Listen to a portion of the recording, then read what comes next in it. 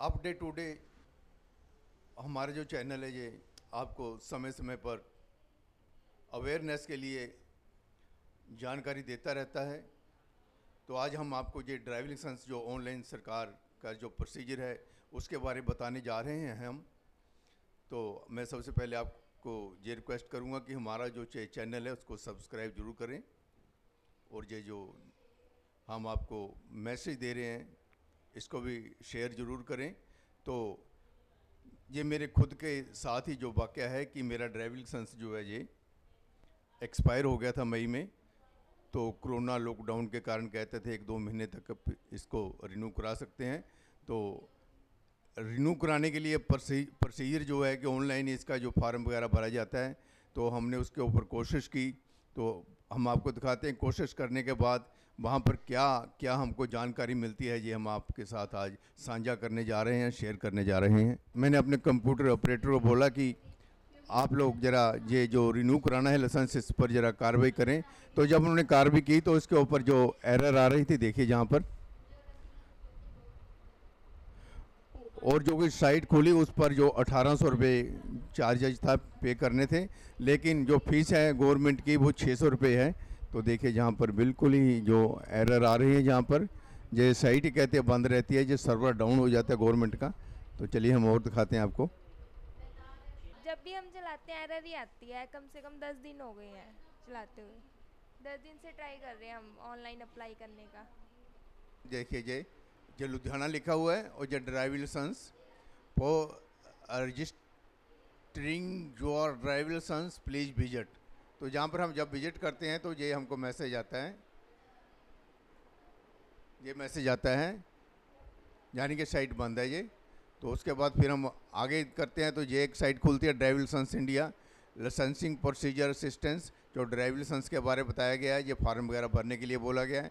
तो फिर हम ट्राई करते हैं, एक और हम साइट खोलते हैं तो ये ड्राइविंग लाइसेंस रिन्यूअल प्रोसेस जो है इसके बारे में लिखा गया है, व्हीकल टाइप वैलिडिटी के बाद लिखा गया है। और फिर हम खोलते हैं way to apply driving licence, यानी कि जितनी भी हम साइट खोलते हैं उस पर कुछ ना कुछ लिखा होता है। और कुछ प्राइवेट साइट हैं जो 1800-1700 रुपये मांगते हैं, जो अपने सर्विस चार्ज के बीच में ही है उनके, लेकिन जो गवर्नमेंट की फीस है वो 600 रुपये है। तो हम चलते हैं जहाँ पर ड्राइविंग लाइसेंस बनते हैं, हम वहाँ पर जो ट्रेनिंग सेंटर है वहाँ पर जो सामने एजेंट के दफ्तर खुले हुए हैं उनसे जाके पूछते हैं कि वो कैसे ड्राइविंग लाइसेंस बनाते हैं। अब हमको एजेंट के पास ही जाना पड़ेगा, क्योंकि हमने जितनी भी कार्रवाई की थी ऑनलाइन तो हम ये सब ट्राई करके बहुत थक चुके हैं, क्योंकि हमें कुछ पता नहीं चल रहा है कि कैसे इस पर ऑनलाइन पेमेंट करते हैं या ऑनलाइन जो फार्म वगैरह लोड करते हैं। इसके बारे कोई ऐसी पुख्ता जो नॉलेज है सरकार ने हमको नहीं दी है कि आप ऐसे करो, या बहुत ही टिपिकल ये कर रखा है।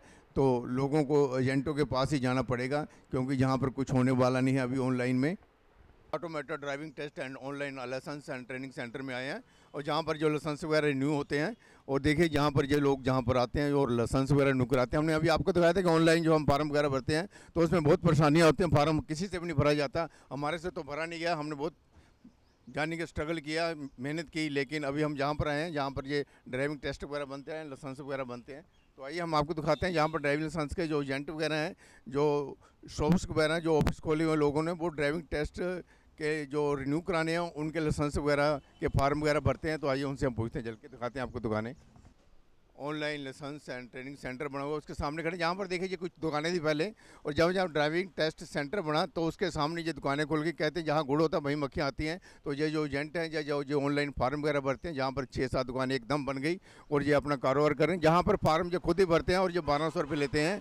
तो जब इनसे मैंने पूछा कि ये मैंने जो ड्राइविंग लाइसेंस है ये रिन्यू कराना है, तो इन्होंने कहा कि आपके 600 रुपये के करीब फीस है, 200 रुपये मेडिकल के हैं, तो बाकी कुछ इनके सर्विस चार्ज वगैरह डाल के 1200 रुपये के करीब इन्होंने मेरे से डिमांड की थी।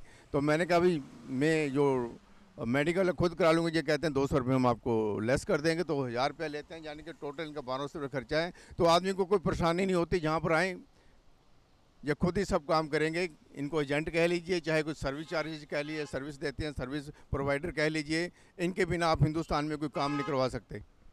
रेस्टोरेंट के बाद देखा कि भैया ये तो चलता नहीं है यहाँ काम धंधा, तो फिर उन्होंने एकदम जहाँ पर ऑनलाइन फार्म वगैरह भरने का प्रोसीजर चालू कर दिया। भाई जो एजेंट जहाँ डीसी दफ्तर में बैठे रहते थे, डीटीओ के दफ्तर में, वो जहाँ शिफ्ट हो गए और जहाँ पर इन्होंने धंधा अपने चालू कर दिया। और ये 5-6-7 दुकानें जो बन चुकी हैं, और जहाँ पर लोगों को सुविधा के लिए हैं ये ये भी हमारा जैसे सुविधा सेंटर होता है सरकार का, ये प्राइवेट सुविधा सेंटर है जहाँ पर ये सर्विस चार्ज लेते हैं, इनके बिना आप काम नहीं करवा सकते।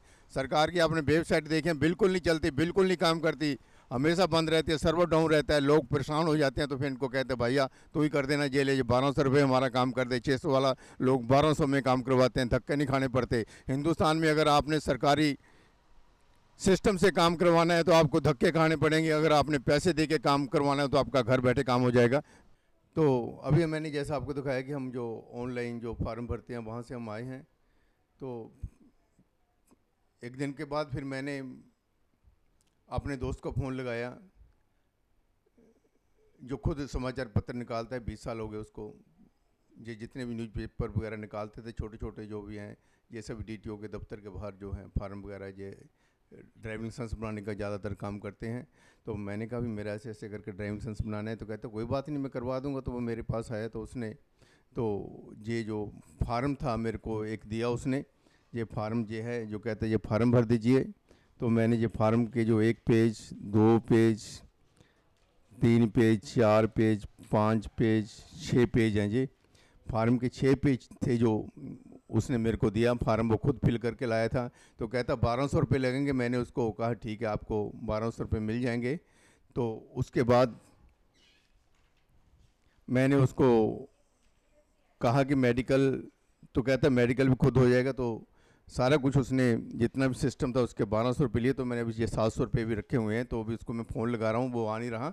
मुझे भी खतरा है, जितने भी एजेंट होते हैं पैसे ले लेते हैं लेकिन काम नहीं करवाते। लेकिन ये मेरा कलीग है, जैसे मैं समाचार पत्र निकालता हूँ वैसे ये भी निकालता है। 20-25 साल हो गए इसको काम करते हुए, लेकिन मेरे को नहीं मालूम है। मैंने जितनी बार भी ड्राइविंग लाइसेंस बनवाया है इन्हीं लोगों से, जो एजेंट है इन्हीं को पैसे दे के बनवाया है। मेरे को इसका प्रोसीजर नहीं पता कि कैसे जो लोग अंदर से काम करवाते हैं। क्योंकि जैसे आप लोग परेशान हो जाते हैं वहाँ जाके कि कहाँ फार्म जमा करवाना है, कहाँ पर मेडिकल करवाना है, कहाँ पर टेस्ट देना है, उसी तरह मैं भी प्रॉब्लम से बचने के लिए इनको पैसा देना अच्छा समझता हूँ। लेकिन सबसे बड़ी सोचने वाली बात ये है कि हम चाइना से टक्कर लेने जा रहे हैं। हमारा देश क्या चाइना से टक्कर लेगा इस मुकाम पर, जब जहाँ पर ड्राइविंग लाइसेंस बनाने के लिए हमारे हिंदुस्तान के लोगों को अपना समय वेस्ट करना पड़ता है, पैसे देने के बाद भी काम नहीं होता। ऑनलाइन जो सिस्टम है, जो फार्म तक भी जो सर्वर डाउन रहता है, वहाँ पर कोई साइट नहीं चल रही। ऐसे में कैसे चलेगा ये हिंदुस्तान? इस पर हमें सोचना होगा, हमें इस पर विचार करना होगा।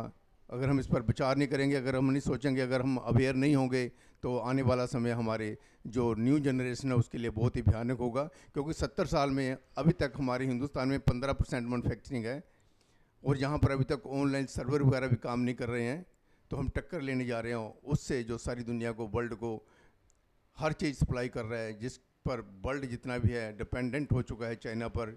तो उससे पहले कि हम उससे पंगा लें या उससे हम कोई छेड़खानी करें, हमें अपने आप को आत्मनिर्भर बनाना होगा। और हमें शुरुआत करनी होगी यहीं से, छोटे छोटे ऑफिस, चाहे डीटीओ का दफ्तर है, चाहे नगर निगम है, चाहे इम्प्रूवमेंट ट्रस्ट है, चाहे गलाडा है, चाहे कोई भी, चाहे पुलिस डिपार्टमेंट है। हमें पहले इसमें सुधार करना होगा और सुधार हमें अपने आप से करना होगा, हमें समाज से करना होगा। जब हमारे इसमें समाज में सुधार हो जाएगा तो हम चीन का किसी भी दुनिया के मुल्क से पंगा ले सकते हैं। पहले हमें आत्मनिर्भर बनाना होगा। श्रीपाल शर्मा के साथ कैमरामैन दलजीत सिंह।